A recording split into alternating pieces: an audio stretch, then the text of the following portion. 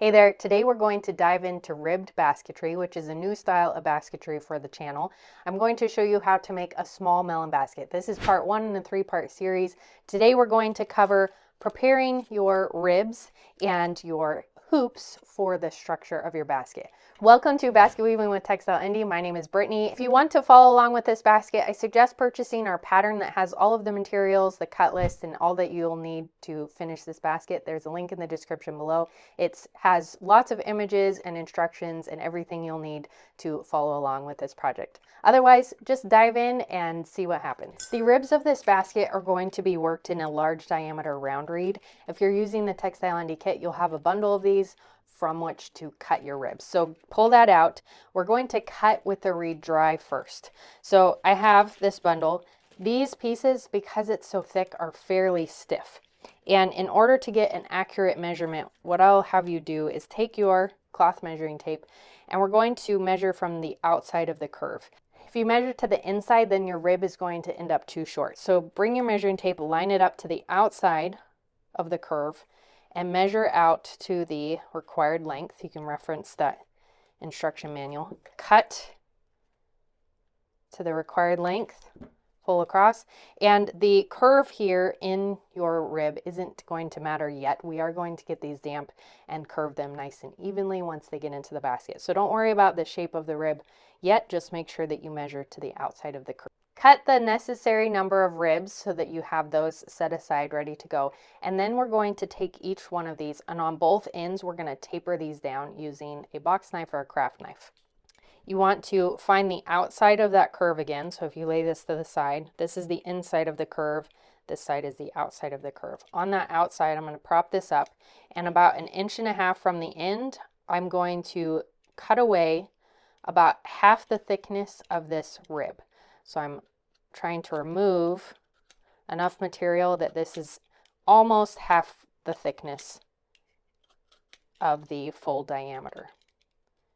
So I'm removing that material, and then I'm going to bring my knife and come from a flat to about a 45-degree angle and trim away the sides. This is just kind of more of a shaving than a full cut. I'm just going to trim down those sides so we kind of get a slight angle.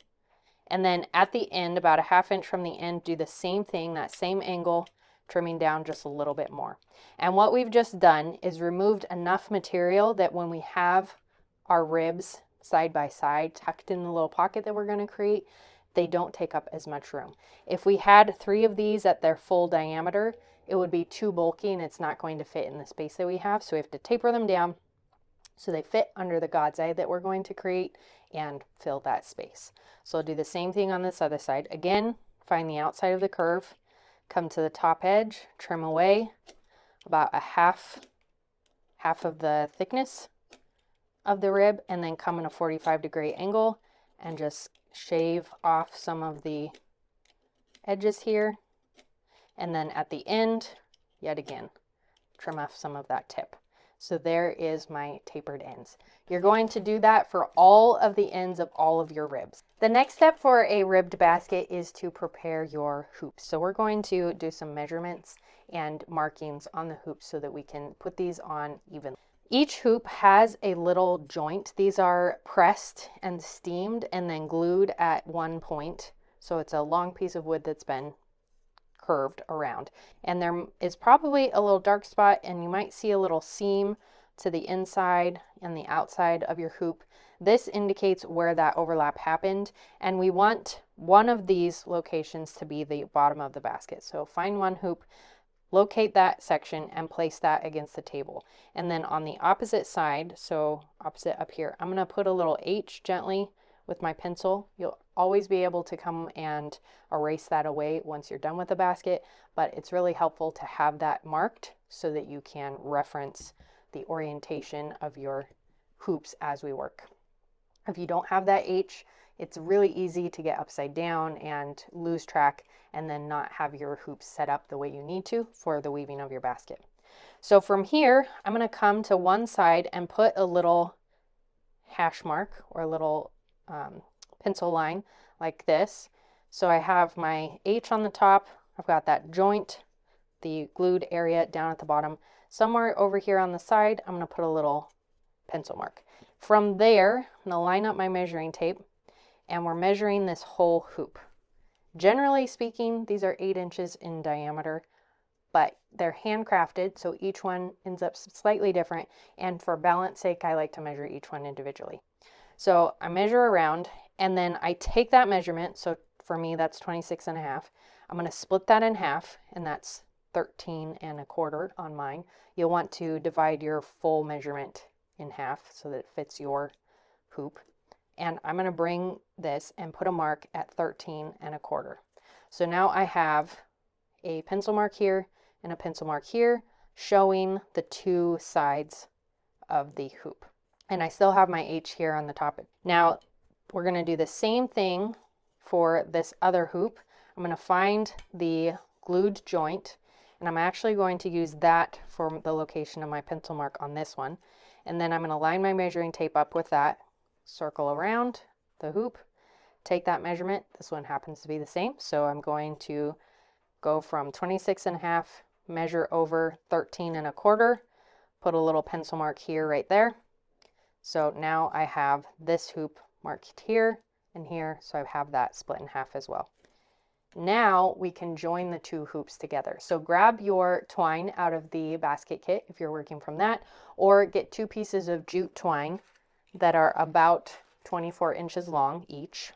We're going to take the hoop with the handle marking, set that up against the table, and then find our pencil marks on that second hoop, and those are going to line up inside our handle hoop. So you'll slide this to the inside like this, slide the rim hoop into your handle hoop, which is referenced by the little H, and I want these pencil marks to line up with the pencil marks on the handle hoop and to come in and center behind that line.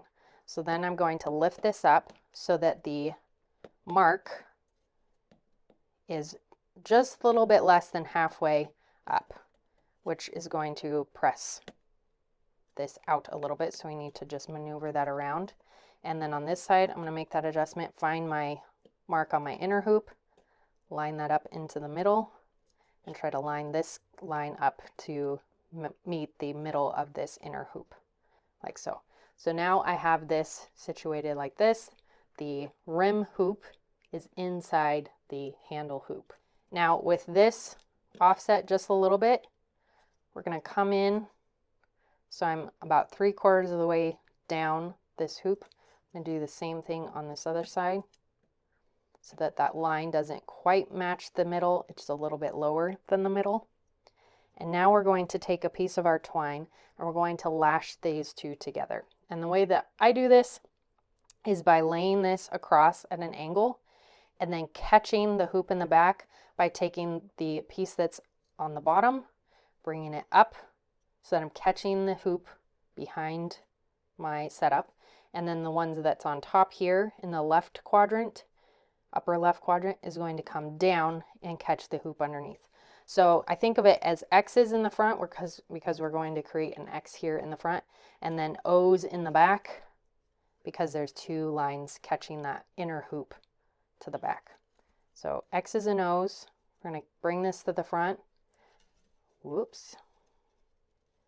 Cross this, kind of do a little twist, bring it to the opposite corners again, and then catch the hoops underneath. So I'm going behind this one over here, and then from this upper left quadrant to the lower left quadrant over here. And then I'll tie this in a nice tight knot on top, like you're tying your shoes, like so. And now you can cut little bunny tails, bunny ears, just have 2 little ends sticking up like that. And that's going to hold this hoop positioned right here. Now I'll do the same thing on this side. I'm just going to make sure that this didn't shift on me, center that, and then offset this mark to the lower part of the hoop. Again, I'm going to lay this over, grab the one behind, bring to the front, crisscross so it meets in the middle, and then changes direction. And then you'll go from the upper right to the lower right, lower left to the upper left, and then tie a square knot or whatever knot you need to tie to hold this together. pull tight, and then cut little bunny ears. I like to have about an inch of tail to work with in case this slips and I need to do some adjusting. Now that is your 2 hoops set up together. Just give it a look in all directions to see that it's mostly even. You want a little bit more hoop at the base of your handle hoop, so there's more basket than handle space, and we did that by offsetting that mark so it's not centered in the rim, it's lowered down a little bit more, and that means our handle section is going to be slightly smaller than our basket section, which is ideal. And that is preparing your ribs and your hoops for the melon basket that we're going to be doing. Check back next week for the next video in the series. You'll find them linked in the description below as they come out. Sign up for my email update list for more on basket weaving and fiber arts. You can find that here and in the description below. This was a quick one just to get you set up and have your materials prepared for the rest of the series. So I look forward to seeing you in the next one. Until then, happy weaving and check out this video. Bye.